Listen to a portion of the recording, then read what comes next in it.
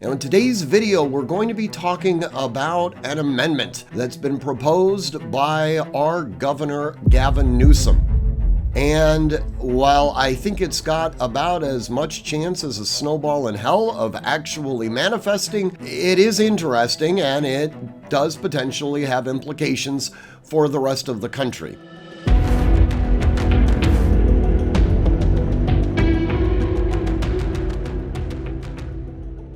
Gavin Newsom is proposing modifying the United States Constitution through a constitutional convention and ratifying the 28th Amendment.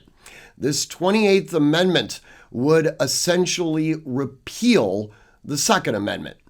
Now, like I said, it's got very little chance of happening. However, it is instructive on what the mindset is and how philosophically bankrupt the anti-gun lobby has become, willing to go ahead and fundamentally alter the philosophical underpinnings of the United States in order to achieve their agenda. So what is the 28th Amendment? Well, it's being billed as an amendment for safety. All right, so that essentially acknowledging that every single person in the United States has a fundamental, specifically enumerated right to safety. Now, that is interesting in and of itself, okay?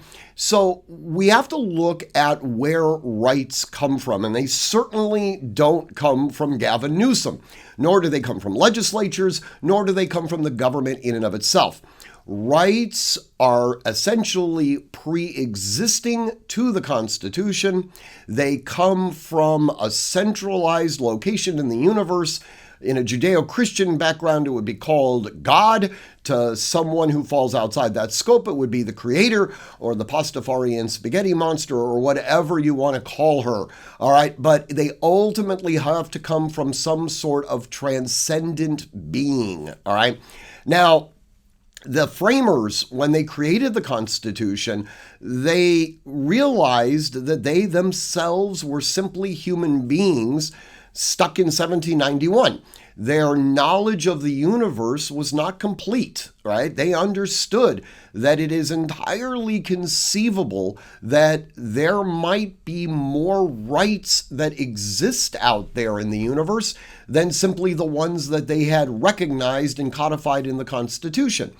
So they added a couple of different methodologies for adding new rights that are discovered. One, of course, is the 10th Amendment to the Constitution, where they simply say all rights not specifically articulated here are left in the power of the people. The other way is through the actual amendment process. Now, according to Gavin Newsom, he has identified, I guess, this inherent right to safety. Well, this is interesting because if it were to actually become an amendment, then it would not necessarily be focused exclusively on the Second Amendment's revocation. If we have a fundamental right to safety, we would have to look at the types of things that potentially harm our safety. The number one thing, the thing that's killed more people on this planet other than disease, is government. So it's entirely conceivable that the 28th Amendment to the Constitution, taken to its ultimate conclusion, would nullify government in and of itself. Okay, this is clearly not what Gavin Newsom would want to see happen. That notwithstanding, he has essentially made the argument that the 28th Amendment should really be limited to essentially 5 things, okay? He wants to increase the age of someone acquiring a gun to 21. He also wants to have universal background checks, all right? This would actually be codified. Now, I'm not entirely sure how this philosophically works, right? You have a fundamental right to safety, and the way that you would achieve that safety is through universal background checks. So it's logically inconsistent, but nonetheless, he threw it in there. He also wants to have reasonable waiting periods. Again, I have absolutely no idea what that means. I think many of us would consider a reasonable waiting period the amount of time it takes the store clerk to retrieve the gun and hand it to you. Somebody else like Gavin Newsom would probably want to have, say, a 5-year waiting period before you could get a firearm. That, in his mind, would be entirely reasonable. Hey guys, I'm pausing this video for just a moment. I want to talk a little bit about a giveaway that USCCA is doing, and what they're giving away is unbelievably cool. You can read all about it in the description just below this video, and definitely click on the link. All right, let's get back to the video. And then he wants to ban assault rifles. And then he gives a separate little explanation saying that assault rifles have one singular purpose, and that is to kill as many people as possible. All right, so I guess if there was a varmint rifle that was black and scary looking, but was specifically stated not to be used to kill as many people as possible, then this would fall outside the scope of an assault rifle.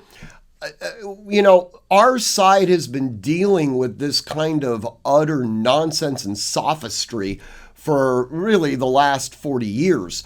But now we see this kind of idiocy being actually proposed in a constitutional amendment. And then, which I think is probably the most important part of the amendment, he wants to give state and local governments control to be able to enact their own independent common sense gun regulation. This is really the aspect that completely guts the Second Amendment in its entirety, essentially saying that the Second Amendment no longer has a degree of supremacy over state and local governments, that in reality they could go ahead and they can create whatever sort of regulations they want. Now, constitutional conventions and the amendment process is sort of a funny thing. When these things happen, it's not that they are convened for the limited purpose of discussing this one particular proposal. During a constitutional convention, the whole Megillah is up for review. One of the things that's made our country unique, say in contradistinction to France or Italy, is that we've been able to have a singular enduring constitution since our ratification. Notwithstanding a little bit of trouble that we had in the 1860s, it's been able to endure and withstand the political whims, sometimes of the majority and sometimes of the minority.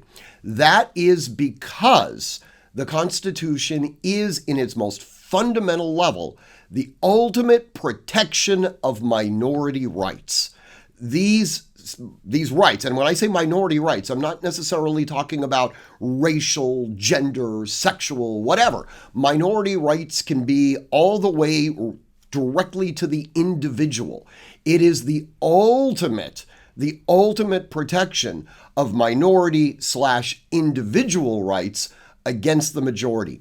Yes, the majority in a constitutional republic can enact all sorts of regulations that potentially infringe upon the desired behaviors of individual minorities. But there are certain things that are absolutely off the table that cannot be legislated, even if there is public and support for this type of regulation. This sort of stalwart against the infringements of minority rights prevents those things from going into action. Essentially, Gavin Newsom wants to sit there and say, screw that. I consider my group to be the majority on this. There is, after all, because they constantly say that the majority of gun owners support these types of common sense proposals, although I'm yet to meet one, but nonetheless, they make this argument. Therefore, we should go ahead and get rid of all constitutional protections and allow this to move forward. Like I said, the chances of this actually happening, especially in this political environment, are basically non-existent. But it is instructive to see where the individual who is very likely to ultimately throw his hat in the ring to become president of the United States kind of has his own political agenda. In any event, if you would like to contact me, you always can by emailing me at stephen@artemishq.com. And as always, train constantly, train consistently, train repetitively, and train with purpose. Above all else, stay safe.